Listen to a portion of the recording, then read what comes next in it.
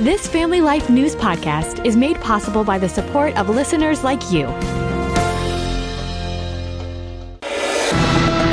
It's the Noon Report from Family Life, bringing a Christian worldview to what's happening in New York, Pennsylvania, across the country, and around the world. Weather with Kevin Williams, and faith-focused feature stories with the Family Life News team. Now, here's what's happening.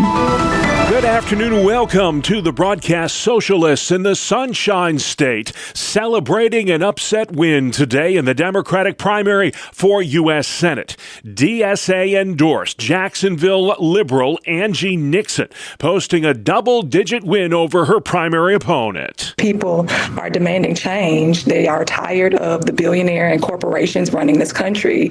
They are ready for hardworking, everyday people to get to decide what their economies and communities look like. But it's not all coming up roses for far-left Floridians. Moderate Democrat Jared Moskowitz cruising to victory last night over a socialist insurgent in his congressional primary. Democracy is under attack. I think it's very important not to undermine our institutions. You know, we got to be able to have a functioning government. We got to be able to work together somehow.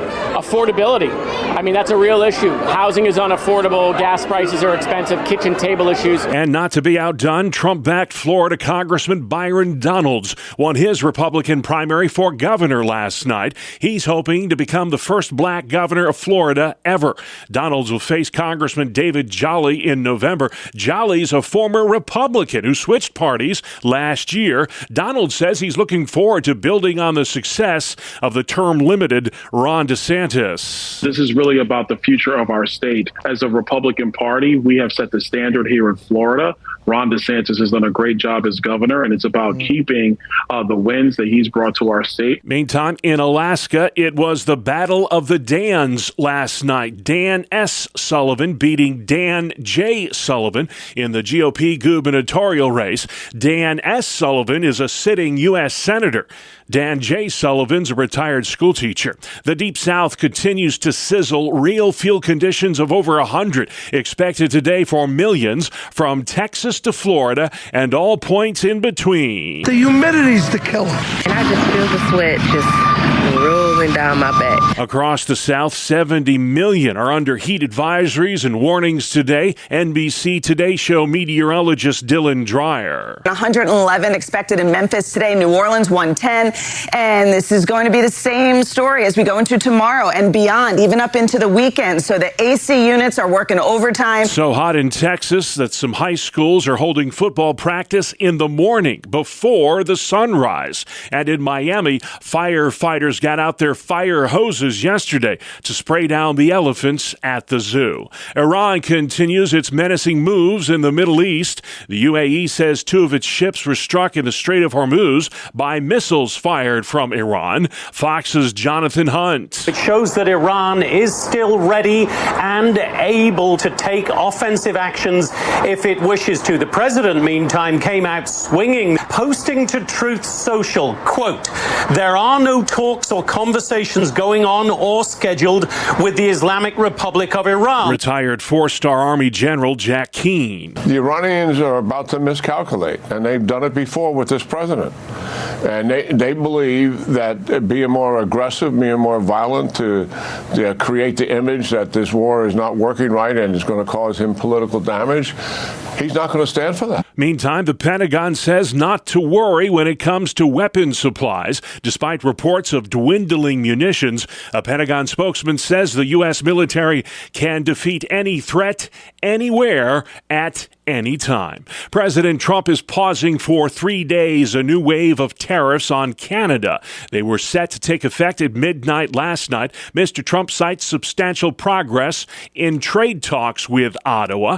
The 50% tariffs would have impacted roughly $20 billion in Canadian imports. A former advisor to Dr. Anthony Fauci's pled guilty to concealing government documents related to COVID. Here's reporter Lillian Wu. David Morans, who'd worked as a senior official at the National Institute of Allergy and Infectious Diseases during the pandemic, admitted using his personal email account for government business regarding research grants to keep them from disclosure under public record laws. Prosecutors say he and his co-conspirators were plotting to restore a grant funding bat coronavirus research and looking to counter the theory that COVID may have originated from a Wuhan, China lab. Morans now faces up to 5 years in prison when he's sentenced later in the fall. A jury trial against Meta, the parent company of Facebook and Instagram, continues today in Oakland, California. Correspondent Claudia Cohen says Meta is accused of harming kids by making social media addictive. In addition to billions in financial damages, the states are asking the judge to impose more restrictions on how the platforms operate for minors. First up on the stand was Arturo Bejar, the former Facebook engineer turned whistleblower who says he tried to warn Meta executives about the dangers to kids, but no one listened. He is considered a star witness in this federal trial, which is scheduled to last about 6 weeks. Meta CEO Mark Zuckerberg is also expected to testify. Baseball blowout. The Milwaukee Brewers blasted the Seattle Mariners last night in the most lopsided shutout in the history of Major League Baseball. Final score 22-0. Brewers manager Pat Murphy. You've all been involved in different things, but it's one game and it's a pretty good performance. Pretty good performance, I'd say. It's the biggest margin of victory in a shutout ever in the Bigs, and the fourth most lopsided win overall.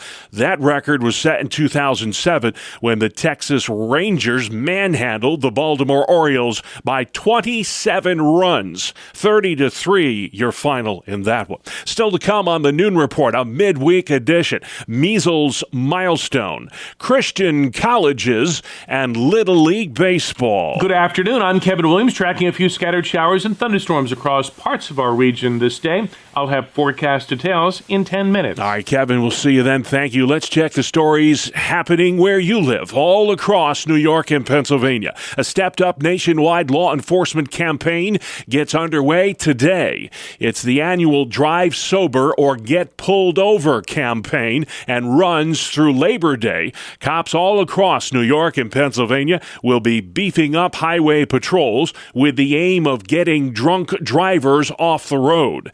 Alcohol-impaired driving accounts for about 30% of all the traffic fatalities in these United States. New disturbing allegations of child abuse in Monroe County, New York. Cops say 6 kids were assaulted at an unlicensed daycare in the town of Gates. The accused is Casey Rates, and she's facing a lengthy prison sentence if convicted. Children are our most vulnerable population, and they need a voice and they need advocates. That's Hillary Langdon with the Monroe County District Attorney's Office. She says Rates ran the unlicensed daycare out of her home. No child should ever go into a daycare and come out with these types of injuries. Langdon tells 13 WHAM that many of the injured children were babies and young toddlers. Some had to receive medical attention at the hospital. As parents, we hope that our children are protected and safe in daycare when we are away from them, and that just wasn't the case here. Rates is being held in the Monroe County Jail on $300,000 bail. The deadline is fast approaching for New York law enforcement officials to end their federal immigration partnerships. They have until next Tuesday, August 25th, to cancel the contracts with ICE.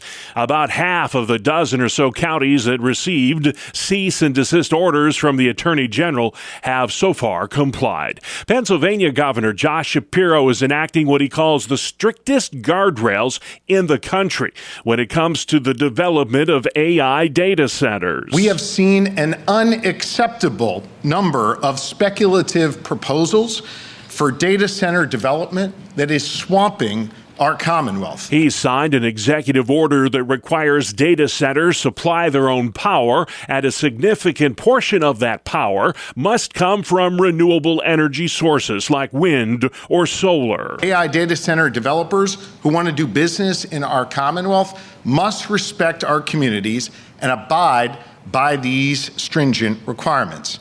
And if they can't agree to do that, well, they should stop considering Pennsylvania as a home. Data center developers must also pay their own electricity bills. The governor says he's not passing that on to the consumers. New York Republican gubernatorial candidate Bruce Blakeman was on the shores of Lake Erie and Hamburg yesterday to denounce wind energy. He says natural gas is the way to go, and there's a lot of that underneath our feet. We are sitting on one of the largest natural gas reserves in the world in the Marcellus Shale on the southern tier of New York. Why aren't we extracting that natural gas? A recent Siena poll shows Blakeman has cut in half Governor Hochul's lead since June, although the incumbent Democrat still enjoys a sizable advantage. Democrats outnumber Republicans in New York by more than a 2-to-1 margin. The suspected ringleader of a cocaine trafficking ring at Penn State University has surrendered to authorities. The 24-year-old Long Island man is a former student and is being held without bail. Police say this guy supervised the illegal narcotics operation out of 2 frat houses in State College. It is alleged the Penn State students were forced to cut, to bag, and to distribute those drugs as part of their initiation. Youth culture expert Dr. Michael Ayana says that's a form of hazing. We're looking at what I believe is a profound misuse of the power that initiated members have over people who are seeking belonging at the university. Ayana says there's a lot of issues within the Greek system nowadays. Who saw the warning signs before we got here? And why didn't they feel empowered to intervene? Understand that brotherhood is not doing whatever your brother asks you to do because he's a senior, for example.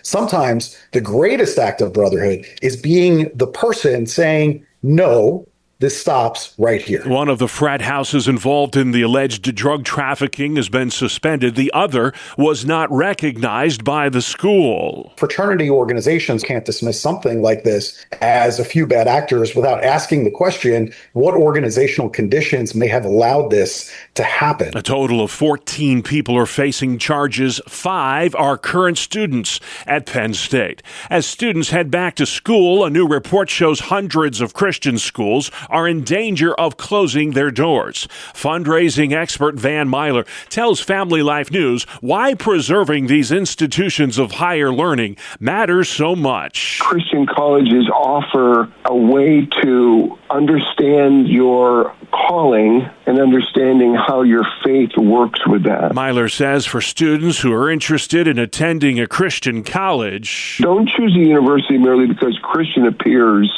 in the marketing materials, right? Visit. Ask how faith is integrated into the academics. At the same time, I would be asking, what is the graduation rate? What do graduates do afterward? Are enrollment numbers growing or declining? And what is the institution investing in for the future? More than 400 Christian schools could shut their doors within 10 years. Today in America, there are nearly 2.5 million fewer students enrolled in college than there were at the start of the last decade. Niagara Falls, New York remains under a state of emergency. The mayor there declared that emergency more than 3 weeks ago because of crumbling roads and abandoned properties. He believes those issues are a risk to overall health and public safety.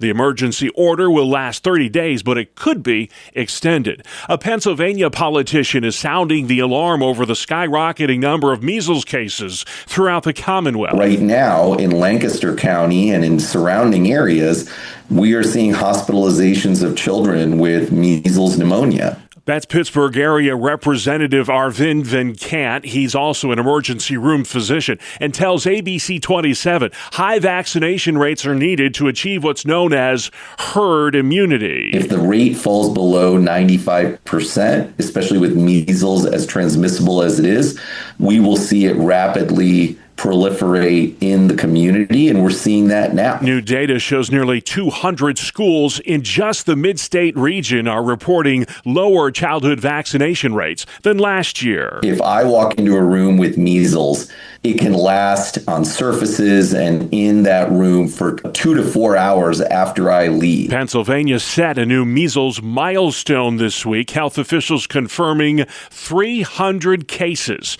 That's the most in the Keystone State. state since the 1990s. It's opening day for the Little League World Series, and the pint-sized baseball is good for business in Williamsport. Just ask these vendors. Little League is our most favorite time of the year. The best 2 weeks of the year, definitely. It brings in all kinds of revenue from all different areas. We get a lot of pedestrian business, a lot of people walking around. It's typically very, very, very busy. It certainly is that. 20 teams from all over the world are in town for the 12-day tournament. 75,000 out-of-towners are there as well. The Little League World Series injects some $40 million into the Williamsport economy. We've got more sports next. It's the 2-minute drill right here on the Family Life Noon Report.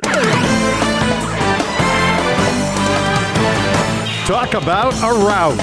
Good afternoon, I'm Randy Snavely. Bob, the Milwaukee Brewers tied the modern era record for the biggest shutout. The team with the best record in the bigs put the big hurt on Seattle 22-zip. Ouch! And double ouch! The Brewers hammered out 22 hits, 4 of which were home runs. 3 different players drove in 4. Another 5 drove in at least 1. And the 22 runs also matched a franchise record. The Yankees open their series against the Orioles in Camden Yards with a 3-1 victory. Trent Grisham hit a solo home run and drove in all 3 of the Yankee runs. The Mets fell to the Padres 5-2. Fernando Tatis Jr. belted 2 home runs for the Fathers. Manny Machado also went deep in the victory. Braxton Ashcroft allowed 1 run, 5 hits over 8 strong innings, and O'Neal Cruz hit a home run in his return from the injured list. The Pirates took down the Tigers 4-1. The Phillies rallied to overcome a 3-1 deficit in the 6th inning. They beat the Marlins 6-4. Bryson Stott put the Phils ahead with a 2-run single, and the Phils won their 5th straight. It was a big night for Joe Adell. He hit a 3-run home run and drove in 6 to lead the Guardians over the Giants 8-1. St. Louis shut out the Reds 3-zip. Kazuma Okamoto broke Toronto's rookie home run record. He hit his 25th, and the Blue Jays knocked off Tampa Bay 10-5. Boston got the better of Arizona 9-4. KC edged the Athletics 4-3. The Braves fell to Minnesota 4-1. In the Windy City battle, the Cubs 4, the White Sox 3. Texas shut out Washington 5-zip. The Angels 3, Astros 1. And the Dodgers, Shohei Ohtani, reached the 30 home run mark for the 6th straight season. LA 7-6 over the Rockies. That is a look at sports. Okey-doke. Thank you, Randy. Still to come on the Noon Report. For a Wednesday, more warship woes, socialism in the Sunshine State, and foodborne illness update after this. Welcome to Breakpoint, a daily look at an ever-changing culture through the lens of unchanging truth.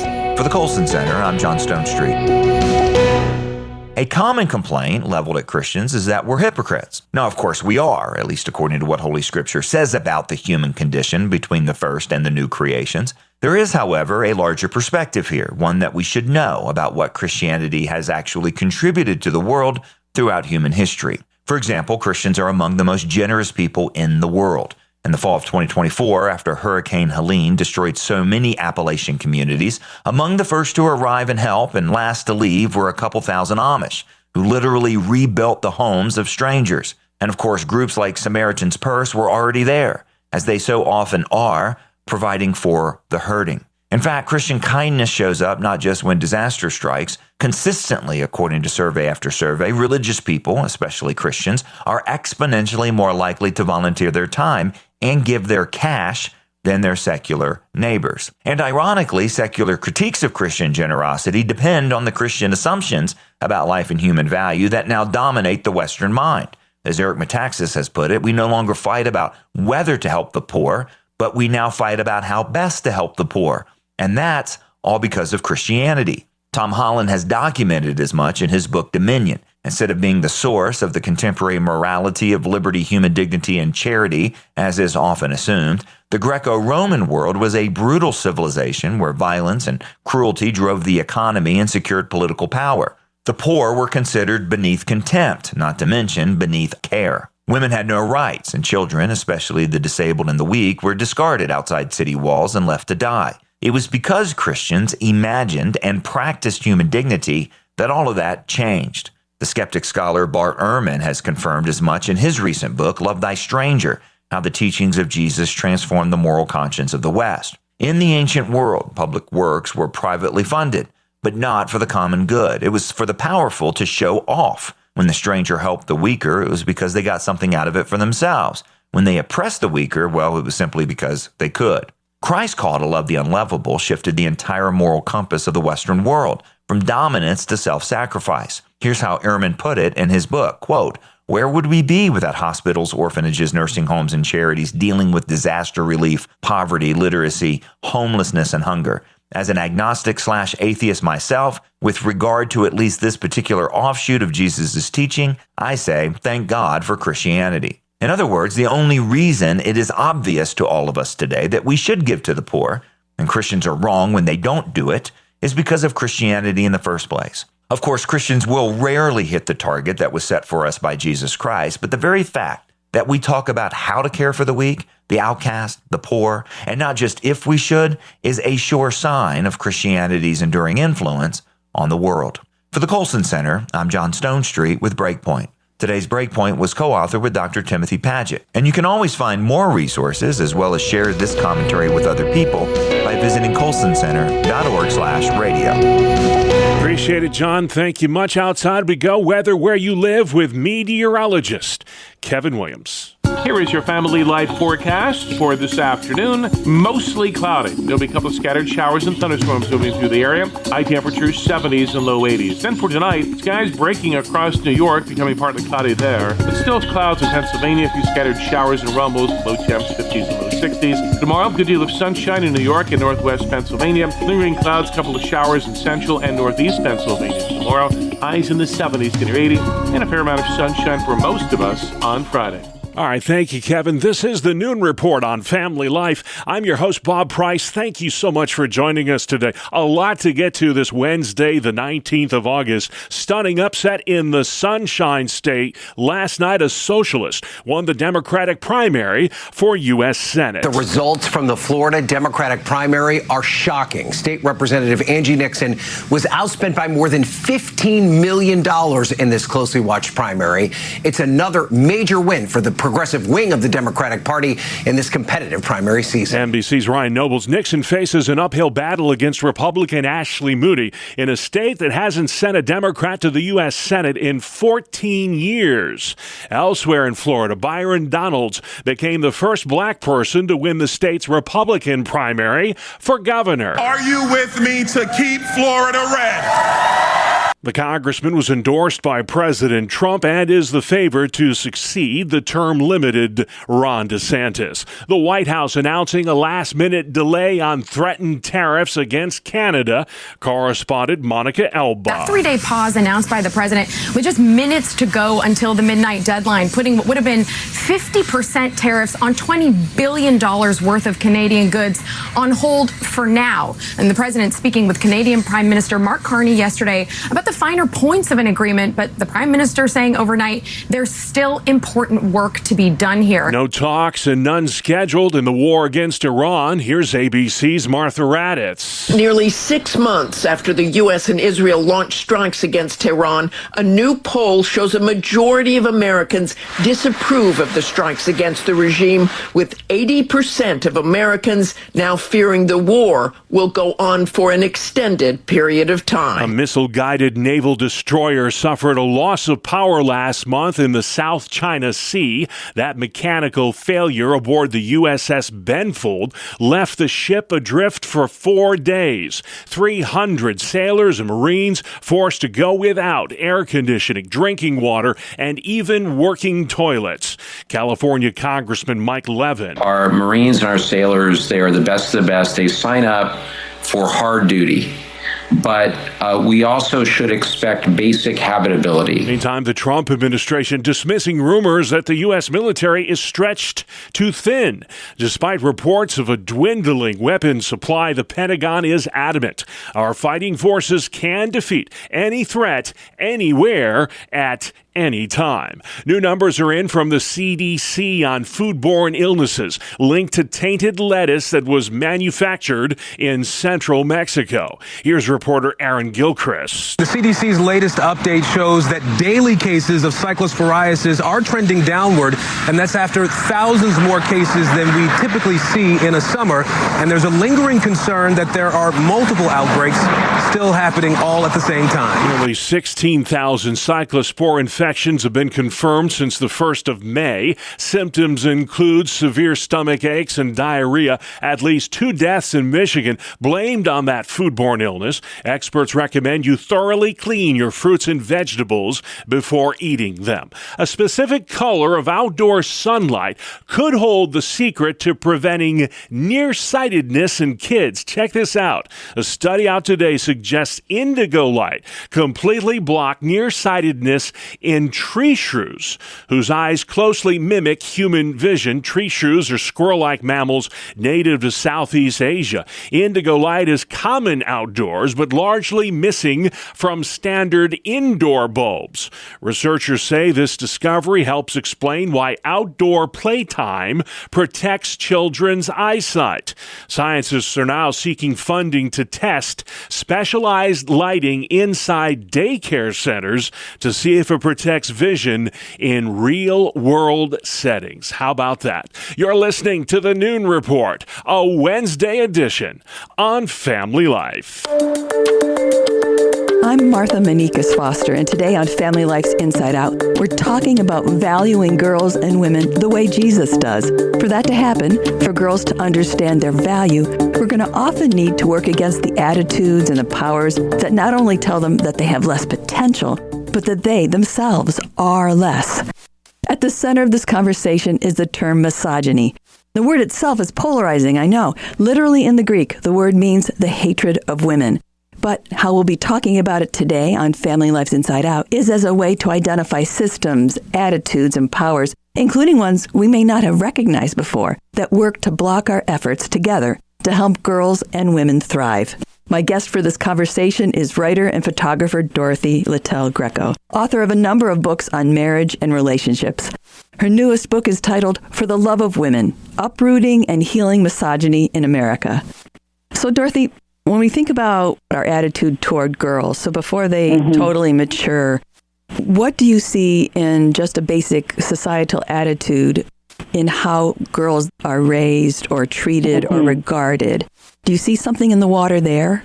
I do. You know, girls are often raised to be pretty. They're raised to look nice. That was true for me. I never once heard, I love that you're sensitive. I love that reading is important to you. I love that you take such good care of your pets. You know, everything was tied to appearance. So we're trained to, in some ways, perform, to look pretty, to act obediently, to not raise our voices, to not cause trouble. I compare the average model's height, weight, and body type with the average female. And we know who we see on our screens does not match up to the typical American woman. And the American women, we know when we fall short. You can feel like you're the last one chosen for the team, and it's humiliating. So we get the message like over and over again that to be accepted, you have to be thin and busty and happy, like Miss America. Or Barbie. And that's, right, yeah. And it's a very elusive goal, and it can lead women to make destructive choices like cosmetic surgery, but it can also cause us to just walk around feeling like there's something wrong with us. I'd like to talk about how even these unstated attitudes baked into a girl's development can lead them to become vulnerable to abuse or the deception of traffickers. Yeah, I think one of the things that's really, I don't even know how to describe it, to me it's a horrible, evil thing, is that when a girl has been abused or neglected, men who are abusers can discern who those girls are. Yeah. You know, it's a horrifying thing to think that there are men out there who that's their MO. They find kids who are vulnerable and then they go after them. So I think that that's just one example of how misogyny plays out. None of us want our children to be marked as a victim, and how we raise them and their confidence about what their value is really important. Yes, yeah, for us to be able to instill in our children the sense that you in and of yourself are of value. You are created in God's image. You reveal God somehow to the world, and therefore who you are is inherently worthy. So if we begin to teach our children that again and again as they're growing up, I think that helps them to, A, attach to us and feel safe, but also to walk around not feeling like there's something wrong with them, and then they owe it to men to give men whatever men are asking for. Talk to me about hope. What will it take to encourage a culture to regard both men and women with dignity, and how might all the ways that God has equipped the church enable those who root themselves in Jesus to take the lead? Yes, and I think that the church should be the place where women are the safest. Like, we should be setting the tone for the entire culture. I invite men to think about becoming interrupters, allies, and advocates. And those three things, I think, will really begin to help women understand that men do care for them, because I believe that's true. I think that the majority of men really do care about women. They really want women to be able to thrive. They just are stuck in this system that has existed forever. So there can be an interpretation that women don't want to be taken care of. Almost every major change in culture, you need the people who are actually exercising the power to participate, to be those allies, those interrupters. So working together is how these kinds of things are going to change. Right. Just because we're combating misogyny, that's not saying that, women hate men. I mean, that is just such a small percentage of women who are misandrists, which means the hatred of men. In general, we want partnership. We want to have loving, fulfilling relationships with our husbands. We're not saying we don't want men. We're just saying we need men to engage in this battle so that women have a fighting chance to have lives that are fulfilling and joyful and protected. Good stuff there from Christian author Dorothy Littell Greco on this week's Inside Out with Martha Manikas Foster. You can listen to Martha's entire conversation online anytime. Just go to Apple Podcasts, Spotify, YouTube, or our website, familylife.org. And finally at noon today, we celebrate a humble vegetable that half of all Americans call our favorite comfort food. Bree Tennis fills us in. Today is National Potato Day. We can lean deep into Irish heritage for it, but they're actually from Peru. The humble spud is great baked, boiled, mashed, roasted, even fried. Great on its own and healthy. A baked potato has only 164 calories. It's loaded with vitamins and has 0 fat. But all that goes away if you add stuff. And you need the stuff. So today, include the potato on your plate. And if anyone asks if you want fries with that, say yes. I'm Bree Tennis. Yes, indeed. Thank you, Bree. And just like that, our time is up. That's our world. The world we live in. Wednesday, the 19th of August. I'm Bob Price. Family Life News. You've been listening to the Noon Report. Heard weekdays on Family Life. Thank you for listening. Thank you for listening to this Family Life News podcast. If you've been encouraged by what you've heard, please share it with others and click the subscribe button to automatically receive future episodes. Family Life is a listener-supported ministry. Podcasts like this are made possible by your financial partnership. Find out more at familylife.org.